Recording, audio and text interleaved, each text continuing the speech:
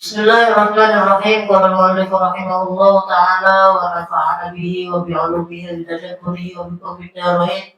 Amin ya rabbal alamin. Bismillahirrahmanirrahim. Faslun ay hadha faslun wa min syuruti salati at-taharatu anin najasati fil badani wa thawbi wal makani wal mahmuli lahu.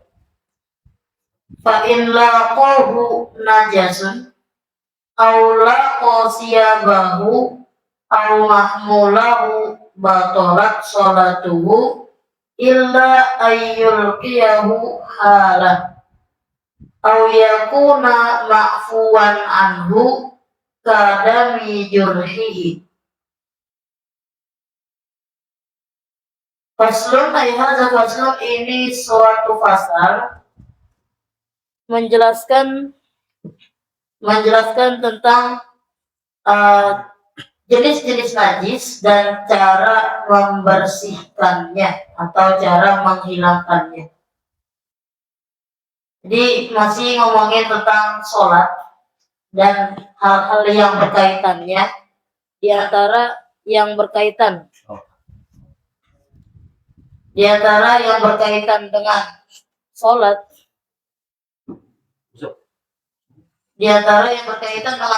adalah bersuci. Jadi di antara syarat-syaratnya sholat atau haratu bersuci, artinya suci anil najasati, dari najis. Kalau di pasal-pasal sebelumnya kita udah baca suci dari yang namanya hadas. Suci dari hadas. Jadi di antara syarat sholat itu harus suci baik dari hadas maupun dari najis. Kemarin itu dijelasin apa itu hadas, apa itu najis.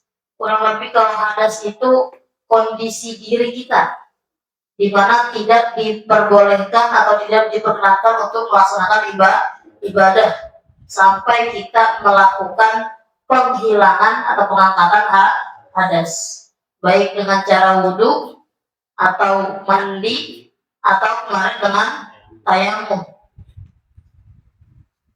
Kalau najis itu barangnya, najis itu benda.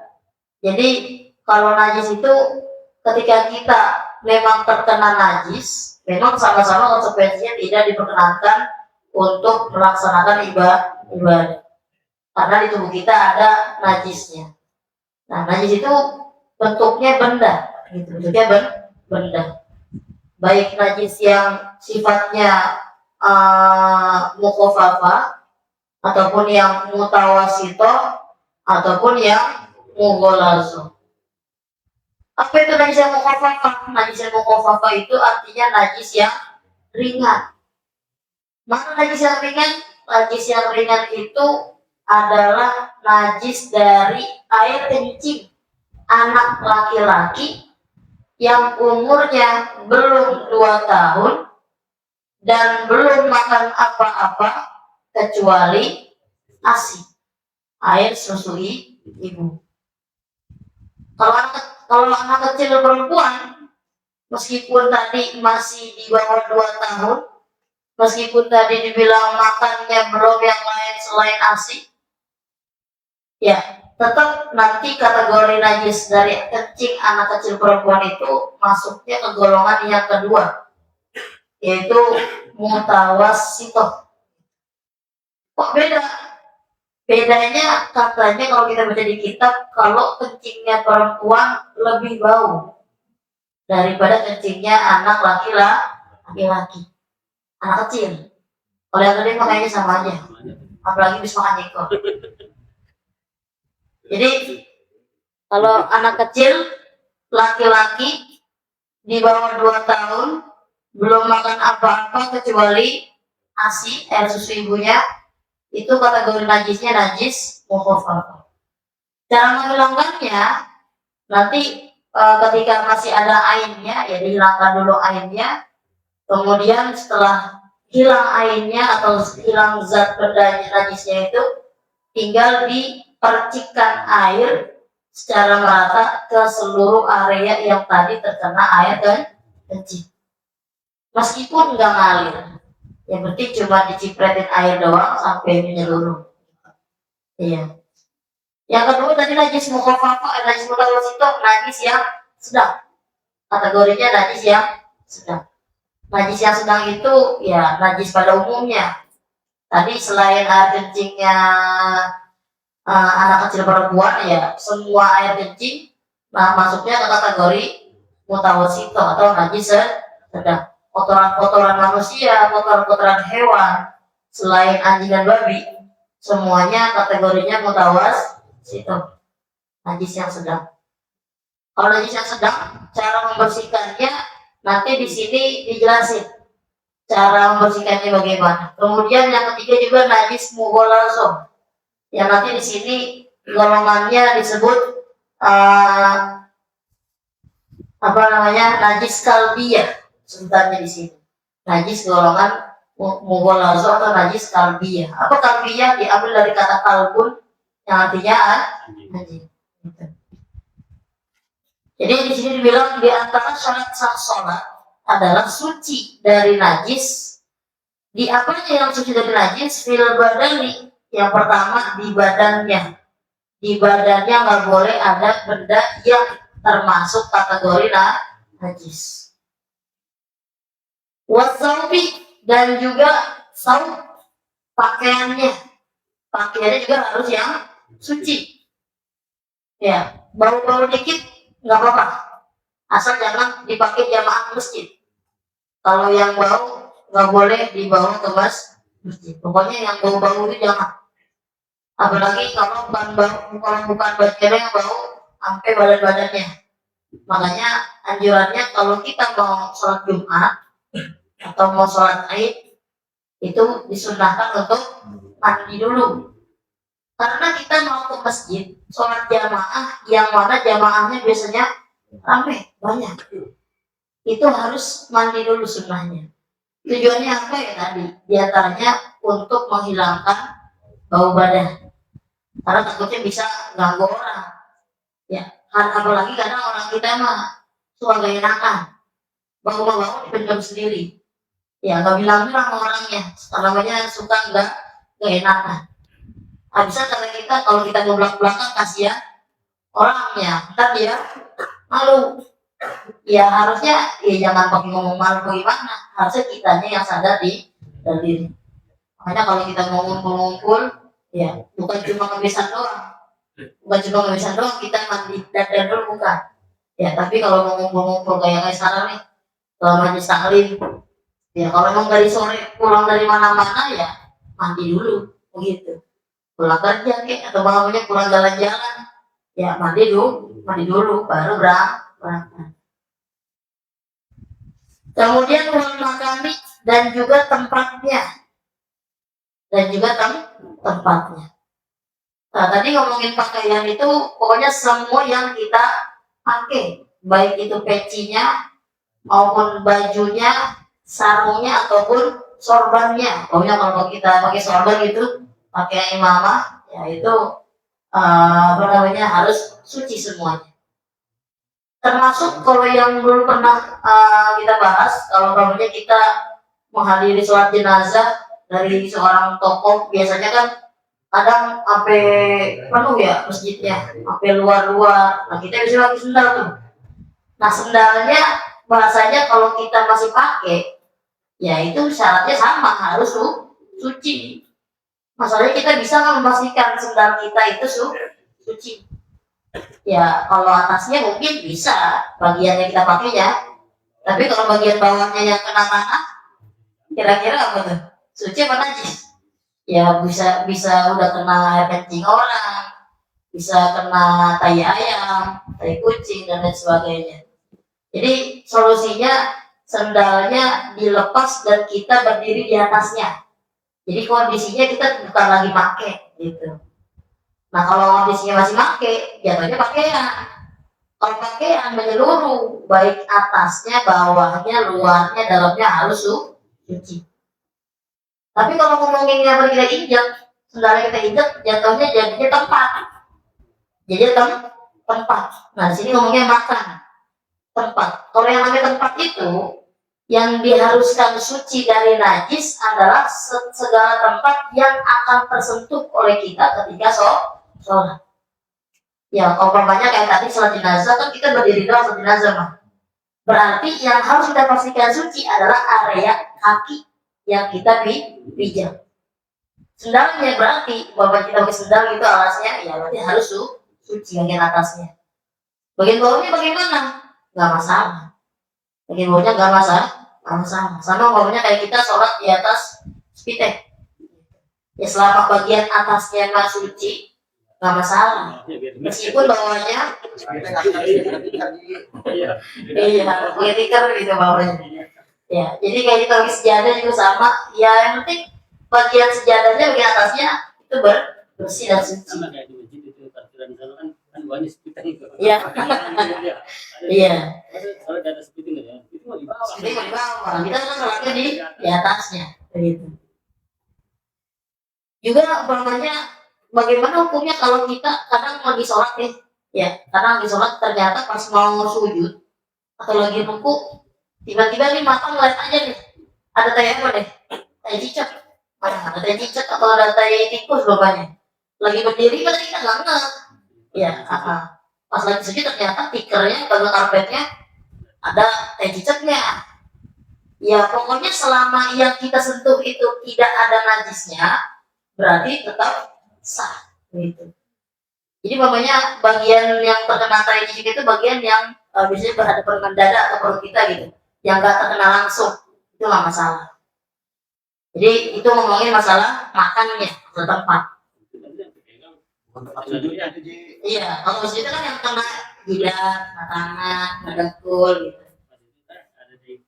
Kalau itu mau pegang, iya, kalau pegang itu namanya berarti badannya ada najis, berarti tidak cukup syarat, gitu. Kemudian tambahan lagi di sini, kalau di kitab-kitab yang lain biasanya selesai tuh ngomonginnya, suci pada badannya, pakaiannya dan tempatnya. Di sini ditambahin wal makmul lahu dan bawaannya. Jadi lagi sholat ngantongin apaan nih? Ya, ngantongin rokok aja sampai suci. Rokok aja sama suci. Jawabannya suci. Ya. Yang biasa dipermasalahkan hukumnya itu masalah hisapnya. Ya, masalah ngerokoknya. Kalau rokoknya bendanya suci, lah dari apa aja? Dari daun, dari kertas ya. Dari tembakau. Itu beda lagi. Iya. Jadi umpamanya kita lagi sholat, umpamanya di kantongnya umpamanya ada benda yang hukumnya najis, maka sholatnya nggak sah. Atau lagi sholat sambil nggak tasnya di dalamnya ada najis, ngantongin apa dong? Pakai ayam. Ngantongin namanya kucing, terus kucingnya berak, ya bantah. Ataupun juga di sini contohnya gendong orang, lagi sholat gendong orang, yang orangnya ini ternyata membawa najis. Emang ada orang bawa najis? Bocah pakai pampers gitu. Kan di dalam pampersnya tuh ada kotorannya tuh. Jadi kalau kita gendong bocahnya, itu berarti kita gendong najis. Ataupun umpamanya orang yang ceboknya itu istijmar. Apa kemarin istijmar? Cebok menggunakan media selain air. Gitu. Jadi pernah kita bahas juga bahwasanya kita istinja itu boleh kita tidak pakai air, pakai media lain selain air dengan syarat diantaranya harus bisa menghilangkan najisnya. Biasanya disebutnya kita keset lah gitu. Jadi bendanya harus keset, bukan benda yang seperti kaca bawahnya yang permukaannya halus, itu nggak bisa menghilangkan najisnya. Ya kalau bulat beda lagi. Itu namanya kita pakai pinggir kacanya.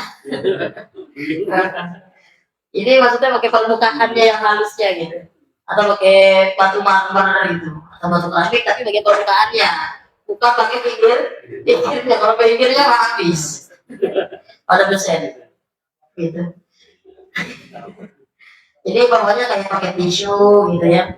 Itu bisa kita cebok pakai tisu atau pakai batu umpamanya.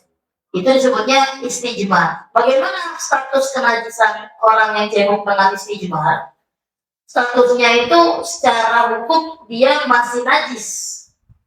Kemaluannya masih najis. Karena yang namanya najis hanya bisa dihilangkan dengan air. Nah, terus kok boleh cebok dengan selain air? Jadi ketika cebok dengan barang-barang yang tadi disebutkan, kayak tisu, kayak batu, itu diperbolehkan karena dapat menghilangkan zatnya. Adapun hukum kenajisannya, jadi secara hukum itu najis itu nanti kita bahas ada dua, yaitu ainiyah dan hukmiyah. Apa itu ainiyah? Ya, yang kelihatan sama mata, gitu. Zatnya terlihat, barangnya masih ada. Ya umpamanya kita habis buang air besar, masih ada yang nempel-nempel yang kuning-kuning itu namanya ainiyah. Setelah dibersihkan dengan tisu atau dengan batu atau dengan benda-benda jenisnya, maka tersisa najis hukmiyahnya, dan itu kalau kita istijmar dimafu, artinya dimaaf. Artinya kita ketika kondisinya cebok menggunakan batu dan lain sebagainya, itu kita boleh sholat. Kalau kitanya cebok dengan istijmar terus kita sholat, itu boleh. Tapi kalau kita sholat menggendong orang yang tadi dengan cara istijmar, maka kitanya dianggap batal. Kenapa? Ya alasannya nggak ada hajat untuk menggendong orang yang sholat, yang istijmar gitu. Ya lagi sholat gendong orang mau ngapain, begitu bahasanya. Ya mungkin kalau gendong sih enggak ya, tapi kalau kaitannya digeledotin baru gitu.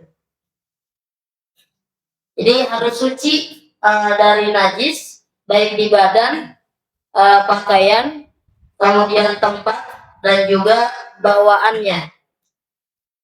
Kemudian fa'in lakohu najasun aula qasiyabahu au mahmulahu batolat sholatuhu. Maka jika dia, artinya orang yang sholat ini terkena najis, atau yang terkena najis itu adalah siabahu, bajunya, au mahmulahu, atau tadi bawaannya, batolat sholatuhu, maka batal sholatnya. Kayak tadi yang diceritain Pak Ucok, yang lagi sholat pas lagi sujud tangannya ternyata kena kotoran, kena cicak. Ya itu namanya dianya atau musolinya atau orang yang sholatnya terkena najis, maka batal sholatnya. Ya kita kalau batal sholatnya, wudhunya batal nggak? Di sini ngomonginnya batal sholatnya. Kalau wudhu, ya nanti kita ngomonginnya batal wudhu. Artinya ada nggak kita kemarin di pembahasannya batal wudhu sebab terkena najis? Nggak ada, begitu. Jadi ya ketika kita terkena najis ketika sholat, maka ya batal sholatnya, bersihkan najisnya, lanjut sholat. Jadi ulang lagi gitu maksudnya. Atau pakaiannya lagi sholat umpamanya di rumahnya biara kucing atau dipiara sih enggak, tapi itu kucing emang sering bolak-balik. Kita dikencing gitu pakaian kita, ya sarung kita lah kena kencingnya, ya lagi sholat. Itu namanya pakaian terkena najis, maka batalat sholatu, batal sholatnya. Al-mahmulu atau bawaannya, kalau tadi gambarannya mungkin yang lebih enak kita gambarin dengan anak kita bawahnya. Anak kita pakai pampersnya baru kita pakein, berarti kan suci tuh. Kita gendong-gendong lagi sholat ya, anak kecil tuh gelendotan ya, bapaknya lagi sholat. Ya, kemudian pas lagi gelendotan, kecium, ada apa nih? Ada bau-bau, ada bau-bau menyengat. Nah berarti mahmulnya atau bawaannya berarti si anak terkena najis. Ya batal juga kalau kita kondisinya sedang membau. Illa kecuali artinya di sini bisa tidak batal. Illa ayyukiyahu halah, kecuali ketika terkena najis tadi langsung yulkiyahu, dia lepaskan halang ketika itu juga. Kalau di kitabnya dibilang ay bisuratin ay qabla mudhi akul tumakninati sholati. Jadi gambarannya halang ketika itu juga artinya sebelum berlalunya paling sedikitnya tumaknina di dalam sholat. Tumaknina di dalam sholat ukurannya berapa? Berapa lama? Syukur ucap subhanallah. Itu tumaknina di dalam sholat. Ya kisaran sedetik 2 detik mah ya. Subhanallah. Nah, jadi ketika kita terkena najis dan kemudian kita langsung buang itu najisnya atau namanya pakaian yang terkena najisnya, gambarannya mungkin kita pakai imamah, pakai sorban gitu, atau pakai peci terkena najis, kemudian langsung kita lepas gitu, kita buang. Kalau di baju kayaknya susah, pertama geraknya lama gitu ya, harus kita kancing dulu. Kedua, ya biasanya kita pakai baju selapis doang. Iya, kita buka ya nabrak gitu. Ya, ya. Jadi kondisinya ini dibilang halal artinya dengan segera. Segera itu gambarannya sebelum berlalunya sepaling sedikitnya waktu tumakninah di dalam sholat. Au yakuna ma'fuwan anhu, atau adalah najisnya itu ma'fuwan anhu artinya najisnya dimakfu. Apa itu najis yang dimakfu tadi yang dihukumi najis najis? Ya kalau ditanya ini najis nggak najis, tapi hukumnya dimakfu artinya dimaaf. Kenapa dimaaf? Karena beberapa alasan. Di antaranya yang paling umum digunakan dalam kategori najis yang makfu adalah sulit menjaga diri dari najis tersebut. Umpamanya, contoh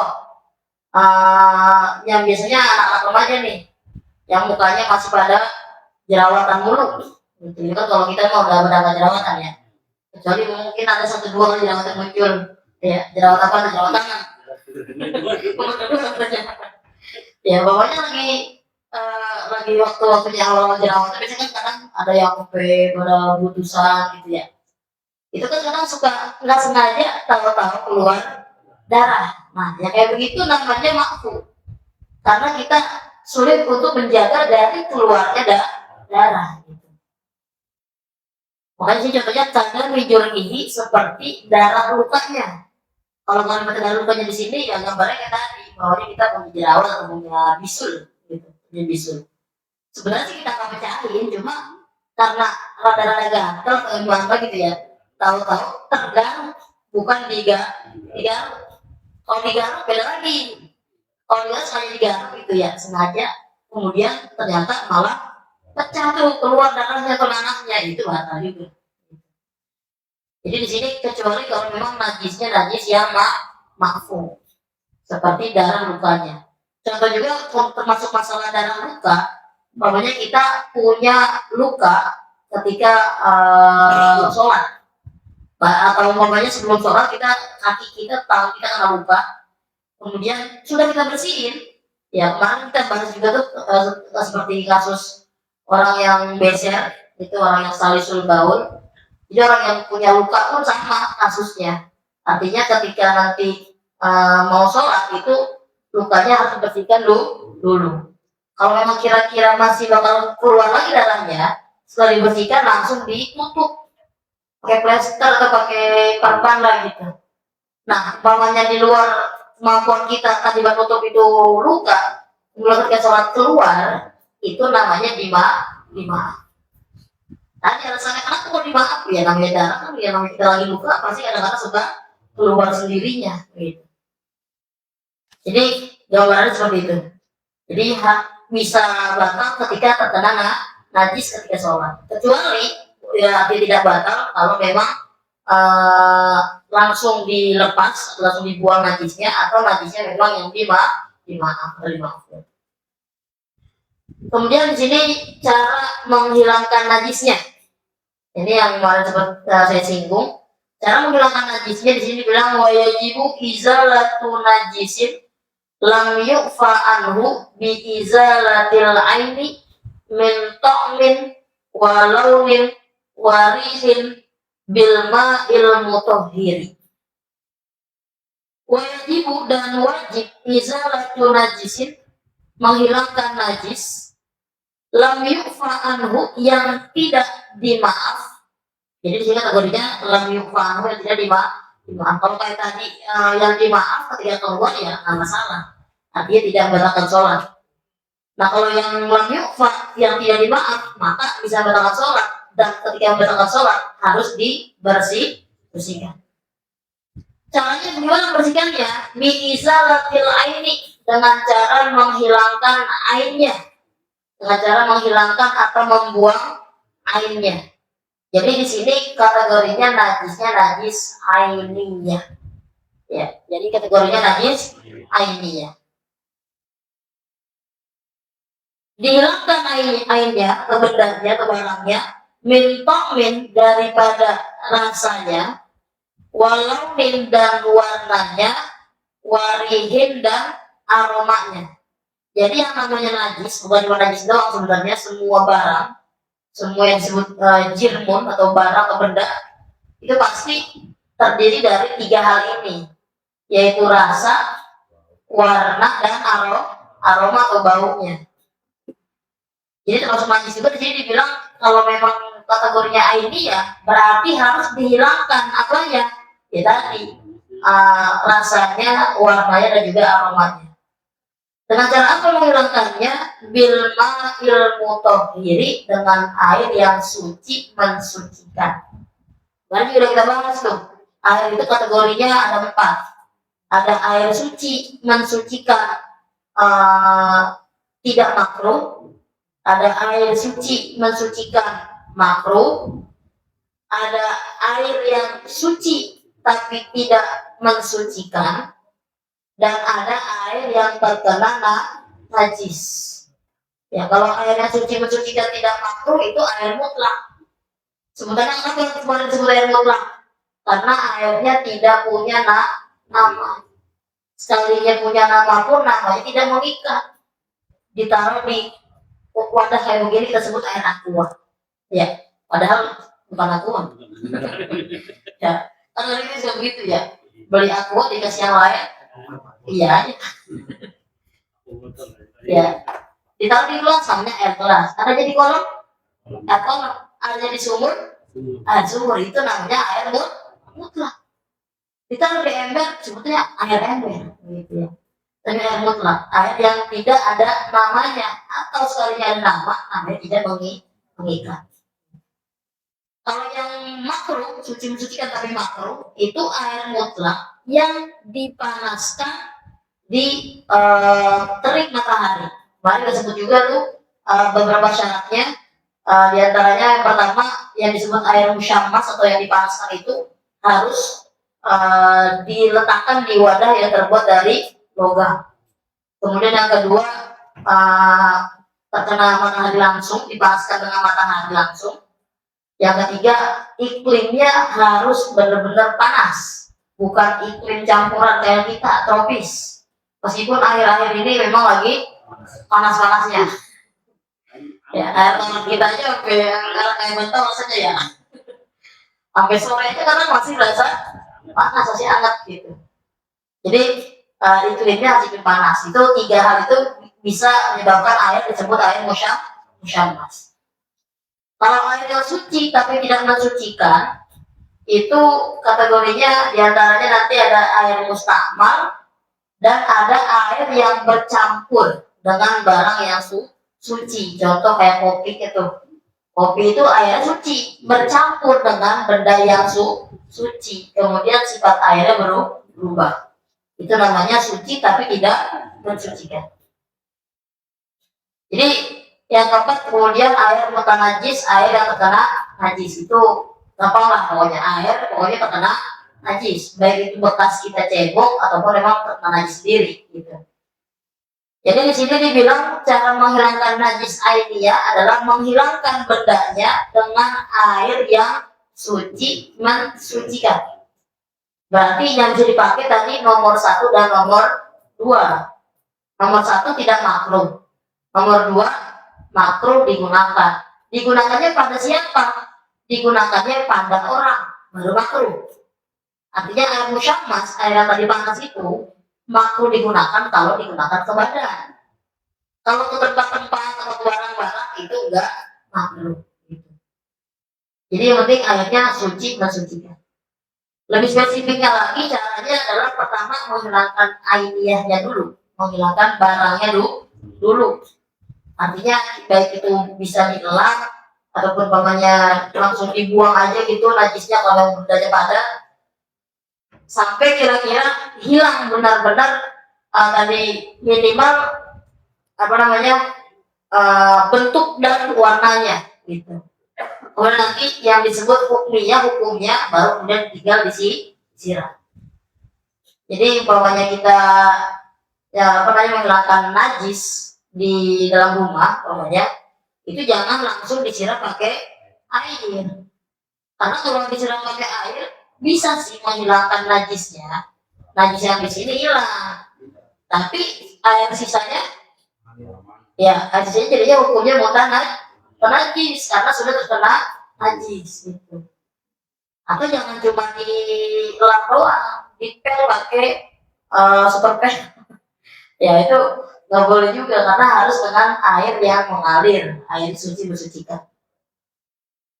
Kemudian kalau hukmiyah tuh bijar ilmai alaiha, kalau najis hukmiyah, tadi lawanannya ainiyah adalah hukmiyah. Hukmiyah itu yang udah tidak ada bendanya, gitu. Sudah tidak ada benda atau barangnya. Caranya apa? Bijar ilmai alaiha, tinggal diguyur saja. Saja. Kalau najisnya hukmiyah, ketika kita guyur itu najisnya, maka najisnya jadi hilang. Artinya tempatnya jadi suci. Kemudian hukum airnya hanya berstatus sebagai mustakmal. Apa itu mustakmal? Tadi jelasin air mustakmal itu kategorinya nomor 3. Suci tapi tidak mensucikan. Jadi airnya udah second gitu. Airnya udah second, udah bekas. Baik bekas digunakan bersuci seperti menghilangkan najis ataupun untuk wudhu dan mandi wajib gitu. Jadi kalau mandinya mandi biasa kita nih, mandi yang tidak ada hukumnya, itu airnya tetap suci-mensucikan selama memang tidak terkena najis. Cuma kan masalah kita kalau mandi ya sambil buang air, ya pasti ada saatnya kita buang air kecil biasanya gitu. Jadi kalau najisnya hukmiyah tinggal disiram aja. Jadi perbedaannya di situ antara najis ainiyah dengan hukmiyah. Kalau najis ainiyah caranya kalau memang bisa langsung disiram aja silakan. Umpamanya kayak kita nyiram halaman kita tuh ada keramiknya, pokoknya ada diberakin ayam. Kita siram aja langsung, besar. Ya artinya halaman kita bersih. Tinggal najisnya ke jalanan, begitu bahasanya. Ya kalau jalanan kan kita nggak harus disucikan. Ini memang nggak apa namanya kurang baik caranya. Yang lebih baik itu caranya ya dihilangkan dulu najis ainiyahnya atau barangnya, kemudian baru disiram. Jadi sama juga kayak kita cebok buang air besar, itu namanya langsung menghilangkan najis ainiyah dengan cara disiram dengan air yang suci. Bisa suci, bisa tempatnya suci, artinya kemaluan kita suci.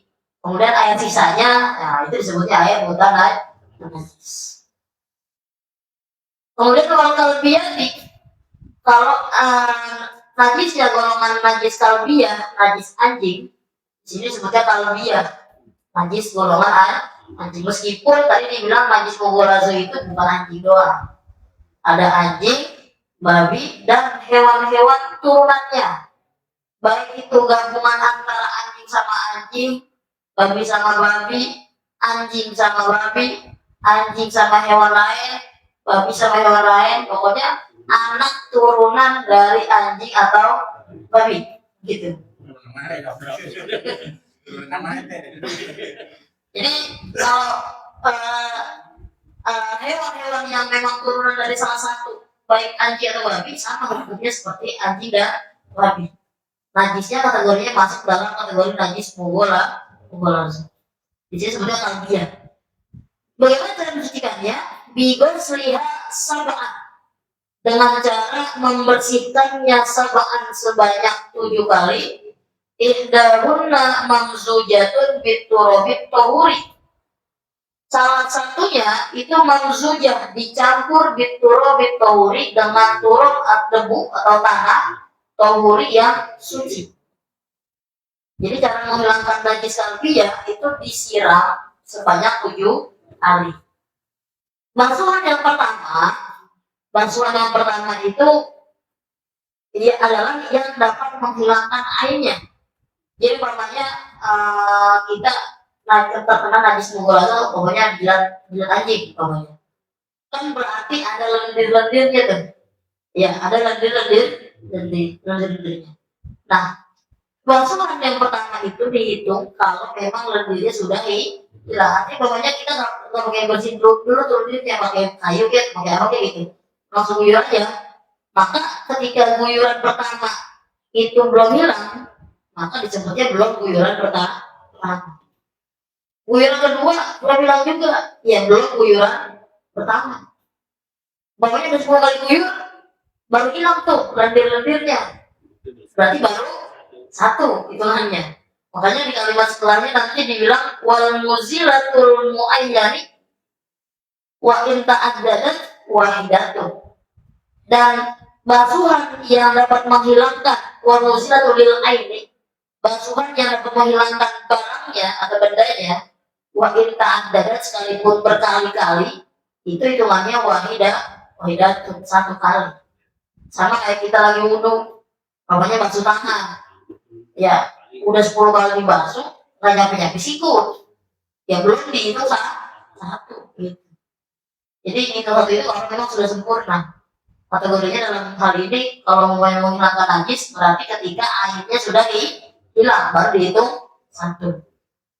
Jadi kalau tadi memang bisa dihilangkan dulu airnya, ya maka pertama kali kita siram itu udah dihitung 1. Tinggal dihitung lagi setelahnya tuh 2, 3 sampai 7 kali basuhan, yang mana ihdahunna mamzujatun biturab. Salah satu dari 7 basuhan tersebut itu menggunakan air yang mamzujah, yang dicampur biturabi, dengan tanah atau muri yang suci. Jadi tanahnya jangan tanah yang sudah terkena najis, tanah yang memang bisa dibersihkan itu suci. Caranya itu yang penting airnya dicampur dengan tanah, ukur kira-kira itu air bisa jadi keruh. Jadi gak harus sampai kental jadi lumpur. Gitu. Yang penting airnya dibilang jadi keruh. Atau nggak dicampur dengan airnya. Jadi kita boleh akhirnya terkena najis anjing, ya langsung disiram pakai tanah tuh. Jadi gak pakai dicampur di air. Jadi boleh-boleh saja. Yang penting nanti berarti airnya tetap 7 kali. Nah, di sini dibilang ihdahunna mamzujatun biturab, salah satunya dicampur dengan tanah. Itu boleh di awal langsung pakai tanah, atau boleh di tengah-tengah, atau boleh di akhir. Yang manapun boleh, yang penting salah satu dari 7 basuhan itu dengan turab atau dengan tanah.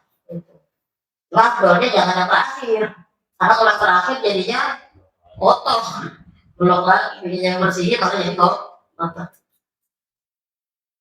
Jadi wal muzilatu lil aini wa in ta'addadat wahidatun. Basuhan yang dapat menghilangkan barang, menghilangkan ain dari najisnya, wa in ta'addadat, sekalipun itu banyak atau berbilang-bilang, itu wahidatun dihitungnya baru 1. Kemudian hal yang terakhir yang memang tidak kalah pentingnya dalam masalah menghilangkan najis, itu masalah mana yang harus datang. Wa yushtaratu urudul ma'i in kana qalilan. Disyaratkan waridnya air, datangnya air ke arah najis. In kana qalilan, kalau memang airnya sedikit. sedikit. Mana air yang sedikit? Air yang kurang dari 2 kula. Udah pernah kita sebut juga dulu sebutannya 2 kula itu ya, untuk hitungan gampang kita ingatnya ya 222 liter. 222 liter. Segentong lah ya. Segentong yang rada gede itu gentong biru gitu. Itu kurang lebih cukup satu kula. Artinya kalau airnya di bawah dari 2 kula, di bawah dari 222 liter tadi, maka nggak bisa najisnya datang ke air. Harus air yang datang ke najis. Artinya pokoknya kalau kita terkena najis, jangan dikumpul, jangan dicelupin, tapi tangan kita disirah. Bagaimana kalau airnya banyak, 2 kula atau lebih? Boleh nggak kita celupin aja? Artinya najis yang menghampiri air. Jawabannya boleh-boleh saja kalau memang airnya banyak, benar-benar banyak. Bukan yang lepas 2 kula. Kalau lepas 2 kula, jadi air yang banyak itu akan berubah jadi najis kalau nanti terkena najis dan sifat-sifatnya berubah. Kalau tadi air yang sedikit, kenapa nggak boleh najis menghampiri air? Karena kalau air yang sedikit mah baik berubah atau tidak, ketika terkena najis, otomatis airnya jadi najis, berubah hukumnya. Kalau air yang banyak, itu akan berubah hukumnya jadi najis kalau terkena najis dan berubah sifat-sifat airnya tadi. Ya aromanya, ya rasanya, juga warnanya. Jadi kalau hukumnya nggak berubah bagaimana? Ya berarti nggak najis. Sama kayak dulu yang kita contohin, air kolam itu segede gini, dikencingin rame-rame, itu jamaah suka di kolam itu. Kalau memang nggak berubah, masih suci, masih suci, jika boleh mandi dari situ. Kalau kalau pernah, kan ada aja kencing pasti. Harus naiknya. Ya kalau nggak berubah sifatnya, salah satu dari sifat-sifat yang tadi disebutin ya, kalau nggak berubah berarti masih suci. Bisa semua. Atau pokoknya dikencingin satu orang doang, tapi itu airnya langsung berubah sifatnya. Ya udah, tetap jadinya najis. Jadi dia dibilangnya kalau memang airnya sedikit, syarat najisnya bisa suci atau jadi hilang, itu adalah air yang mendatangi najis, bukan najis yang mendatangi air. Ya kalau namanya air sedikit ya harus disiram. Kalau air segayung, seember itu masih sedikit. Kalau yang di kolam, yang kolamnya 2 kula, ya itu boleh. Mungkin kita cuma terkena najis yang sedikit lah gitu misalnya. Yang memang tinggal hukumnya doang, kita celupin aja, itu jadinya suci. Kira-kira air kolamnya masih tetap nggak sifatnya atau memang berubah? Ya mungkin tetap kalau najis sedikit doang, gitu. Maka tetap suci juga hukumnya. Ya demikian, itu tadi kita telah baca pasal tentang macam-macam najis dan juga cara menghilangkannya. Yang mana kategorinya di sini masih dalam kategori syarat sahnya sholat. Jadi kan di pasal sebelumnya disebut di antara syarat sah sholat itu adalah bersuci, Islam, tamyiz, dan juga balik nggak tamyiz, kemudian tidak adanya penghalang yang dapat menghalangi masuknya air. Jadi itu masih kategori ngomongin syarat sholat. Yang pertama yang tadi di sini kita bahas adalah menghilangkan najis. Artinya harus dalam kondisi suci. Baik suci hadas kemarin ataupun yang sekarang suci dari najis di badan, pakaian, tempat, dan juga bawaan. Ini ngomongin bawaan, tadi sempat kelupaan. Jadi kadang kan ada aja ya orang yang sholatnya itu ngantongin kunci motor, ngantongin kunci rumah. Yang mana kuncinya itu kalau pasti ada gantungannya tuh. Ya, kalau gantungannya timbang barang-barang atau kayak hiasan-hiasan gantungan kunci doang nggak masalah. Nah, yang agak rumit kadang buntut sapi. Ya, apa hukumnya tuh? Ya, jadi kalau bagian dari hewan seperti buntut Kalau diambilnya itu dalam kondisi hewannya hidup, berarti jadi najis. Jadi kambingnya hidup, kita memang mau ngambil buntutnya doang. Sayang kambingnya mau dipotong, buntutnya doang diambil. Atau kayak sapi mau makan sok buntut, pokoknya makan buntut, kambingnya apa sapinya nggak mau dipotong, sapinya dong apa buntutnya dong yang dipotong, maka jatuhnya jadi najis. Kecuali memang sapinya atau kambingnya sudah disembelih. Nah itu kurban, itu buntutnya itu hukumnya suci gitu.